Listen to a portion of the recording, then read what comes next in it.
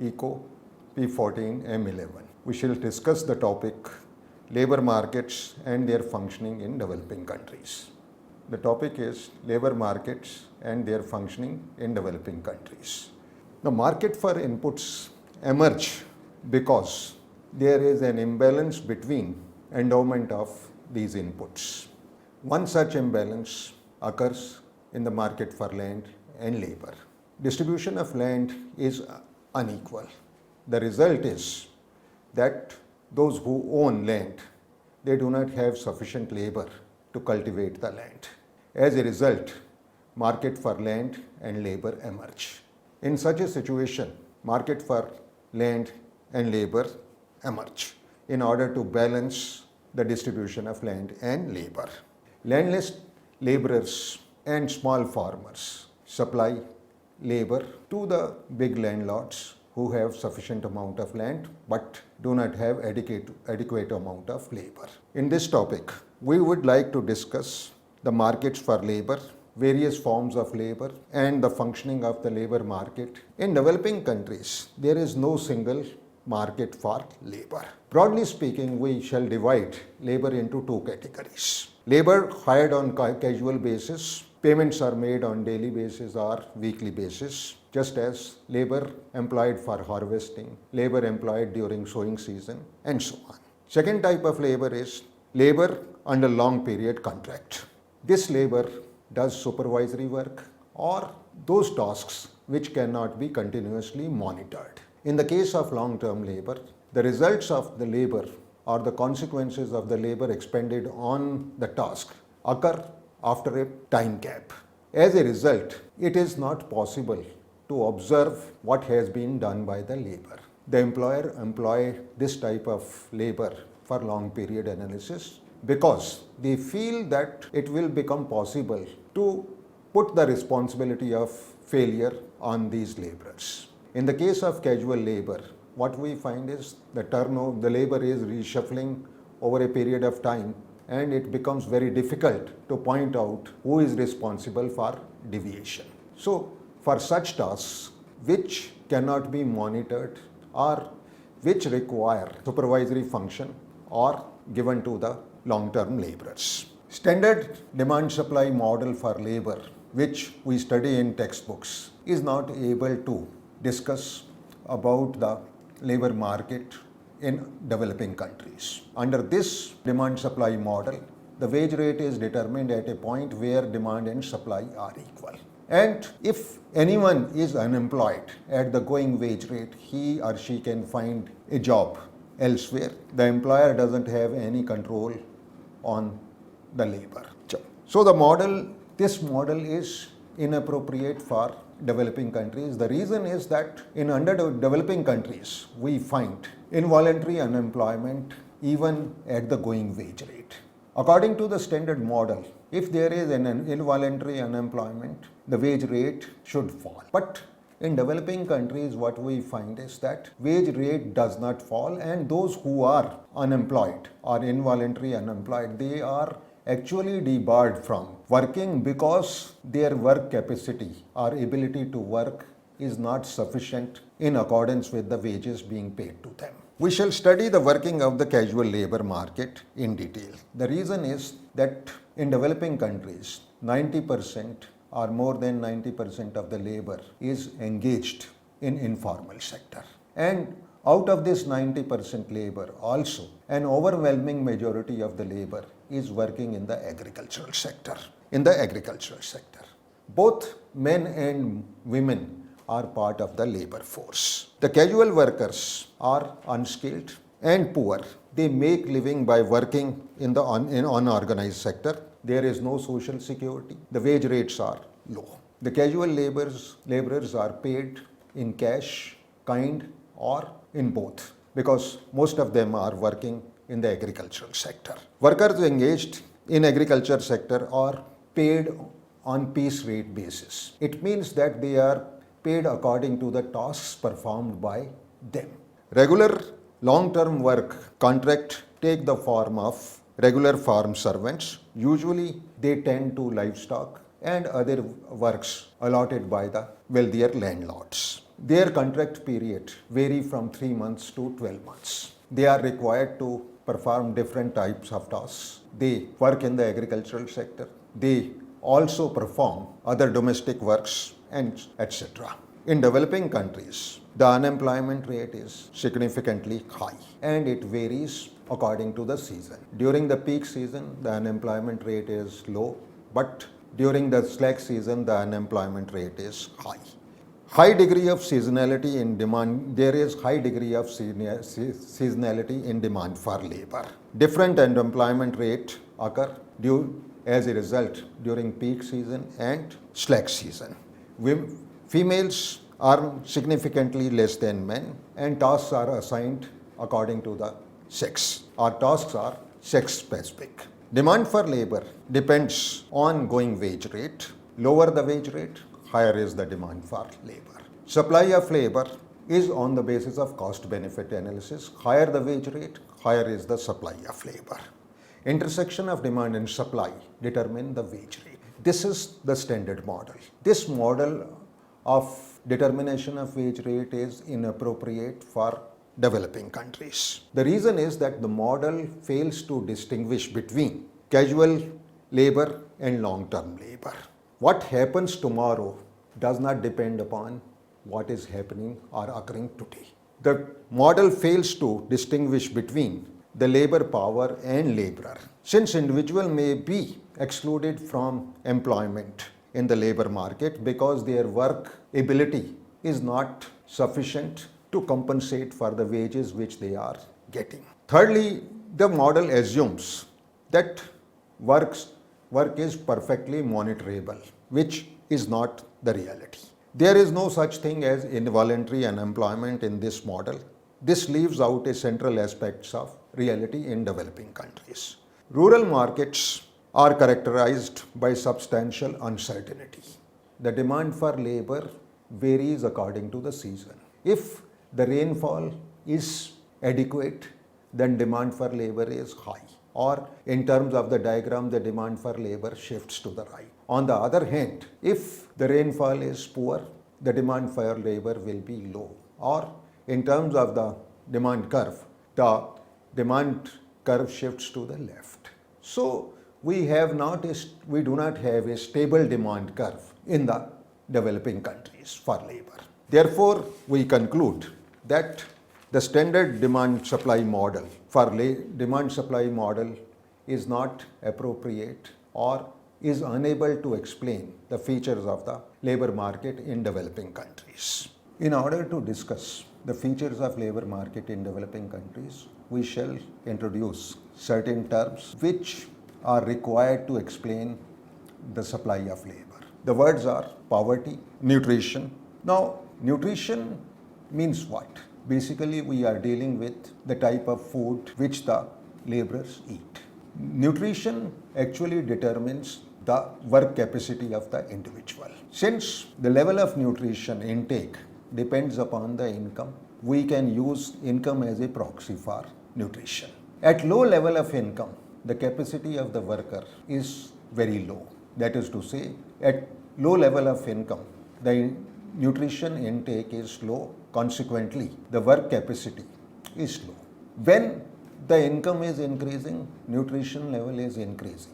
Yet, in the range of low income, the capacity of the worker does not increase much. After a point, when a threshold is reached, nutrition level increases, or in other words, income increases, the work capacity of the individual increases substantially. Taking into account this fact, what we find is that supply curve of labor by an individual, or the amount of hours supplied by the labor by an individual, if we look at this curve, what we find is that there is a gap in this curve. The reason is that below a certain level, the capacity to work or the number of hours which he can or she can work are very low. After the threshold has been crossed, the capacity to work or the number of hours which the worker can expend on work increase substantially. So in between these 2 points, what we find is that there is a gap. With sudden increase in income, the work capacity increases substantially. Same applies to other laborers. And when we aggregate the supply curve of all the individuals, what we get is that we get an aggregate supply curve which has a gap in it. Now, what we find is that if the demand curve for labor intersects in this gap, we have a very strange situation. Our theory states that if wage rate is above this threshold, then there is excess supply. Consequently, the wage rate will fall and move towards equilibrium.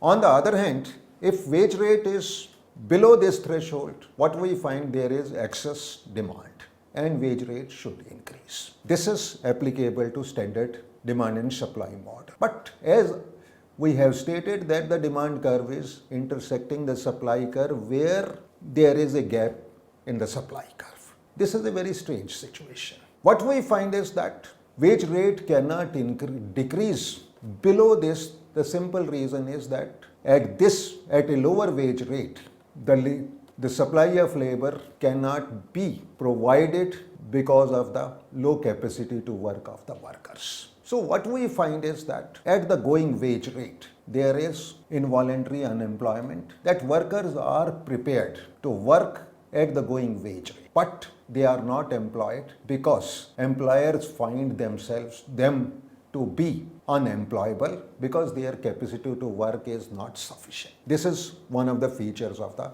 labor market that we come across. Lack of labor market opportunities make for low wages, but it is not the fact that only wage rates determine work capacity. A low capacity to work feeds back on a situation by lowering the access to the labor market. A low capacity to work actually leads to low wage rate.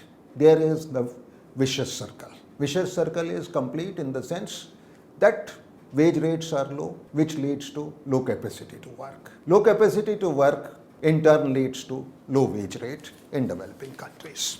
There is another thing that we can talk about, the supply of labor in developing countries.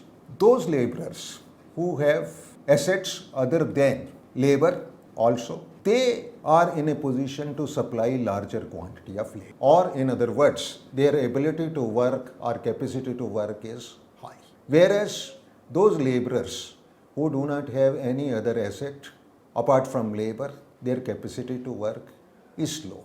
Therefore, what we find is that as wage rates, or in other words, the piece rates, in developing countries, the wage rates are actually the piece rates. The wage rates are paid in accordance with the task performed. As piece rates or wage rates increase, the workers are in a position to supply more work because they also have some other non-labor asset. In the case of people who have large amount of land, what we find, they have ability to work, but at different wage rates, their willingness to work is low because they have sufficient amount of income from other sources. In this context, we can talk about the effect of land reforms on the labor supply curve. If land reforms are introduced in developing countries, what are the consequences? There are people who are the losers, there are people who are the gainers. The gainers are the small farmers or landless laborers. The result is that apart from labor, they have another asset in the form of land. As a result, their capacity to work and ability to work increases. Therefore, this leads to increase in supply of labor. On the other hand, the losers are the big landlords. When land is taken from them, their non-labor assets decrease. Consequently, their income from non-labor assets also decreases. As a result, in this situation, they are willing to work at wage rates which are lower than what they were willing to work at wage rates which were higher. When the land is taken from the big landlords, their willingness to work at low wage rates increases because their non-labor income has been reduced due to land reforms. From this, what we conclude, the supply of labor shifts to the right because of two reasons. The landless laborers who have got land now, they have increased their supply of labor.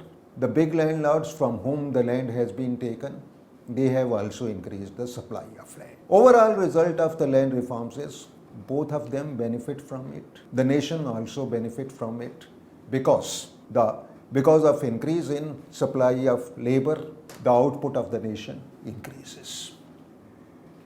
There is another point which is the feature of labor market in developing countries. The question is why the wage rates in developing country are low.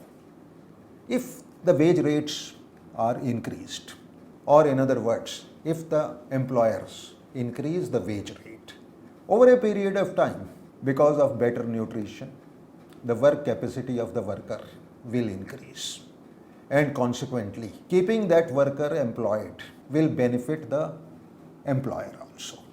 But in reality, the employers do not increase the wage rate. The reason is this, that there is no surety that the worker will continue to work with the employer. Since the labor is casual labor, if high wage rates are paid to him, then in future he may or may not work with the employer. Secondly, there is another chance, if the worker has more capacity, the other employer would like to attract him towards themselves by offering better wages. So the employer finds that there is no surety that the worker will continue to work with him. Consequently, he pays low wage rates to him. The overall result is that the workers get paid a very small amount. They are being paid low wages. The result is that their nutrition intake remains very low. Consequently, their work capacity is low. The employers are also the losers because they are forced to employ workers whose capacity is low, because they do not have any incentive to pay higher wages because of the non-permanence of labor, that laborers are casual laborers. We would like to say a few words about permanent laborers. Permanent laborers are long-term laborers or tied laborers. There are two types of permanent laborers. Laborers who are employed in supervisory capacity, or laborers who are employed for those tasks which are not monitorable. Secondly, workers who perform tasks as those of casual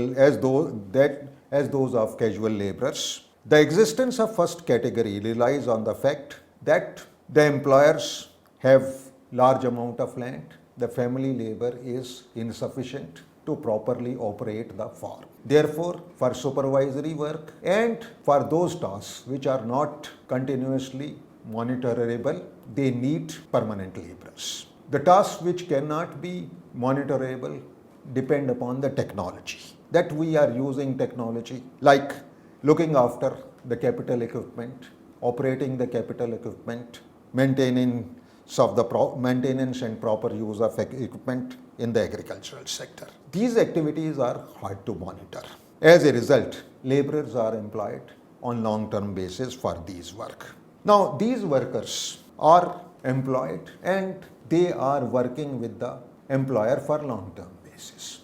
If they deviate from their work, there is a threat of discontinuance of employment. Now, the threat will be effective only if the laborers employed for long-term work are paid a premium. In other words, they are paid wages which are over and above the going wage rate in the market. The simple reason is that they are paid a premium because if they are fired, they will not be able to get that much money in the labor market. There are long-term workers in casual tasks also. They are employed on long-term basis because it benefits both the laborer and employer. The reason is that the wage rates for casual works fluctuates due to season. During peak season, the wage rates are high. During slack season, the wage rate, or in other words, piece rates are low. In order to smooth the income of the employee throughout the year, some employees prefer to work on long-term basis, and they are employed by the big landlords. The landlords also prefer to employ them on long-term basis because what they find is that they are paying, during the peak season, they pay them lower wage rates than prevailing in the market. Whether this contract of casual work will work in the long run or not, it depends upon two things. The size of gains involved. The size of gains involved while deviating from contract. If the laborers during the peak season, if the laborer finds that he can get large amount of increase in his income at alternative job, then there is an incentive to deviate or leave the employer. Secondly, the question is how easy is it for the laborer or the laborer who is deviating from the contract to find alternative employment as a permanent labor. If alternative sources of permanent employment are available easily, then the probability of deviating from the contract will be high.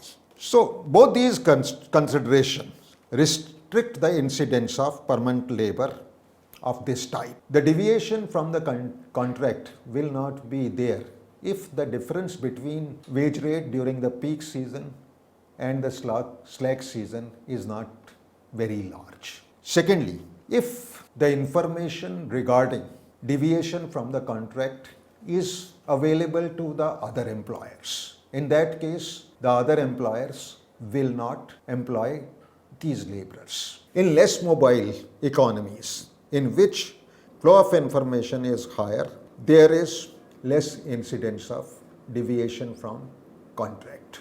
As the country develops, or in the case of developing countries, where the mobility of labor is increasing and their information becomes less easily available, in developing economies where development is taking place fastly, mobility of labor is increasing, getting information becomes difficult, the result will be the incidence of permanent labor will decline. So these are some of the features of the labor market in developing countries. How the labor markets are working in developing countries we have discussed.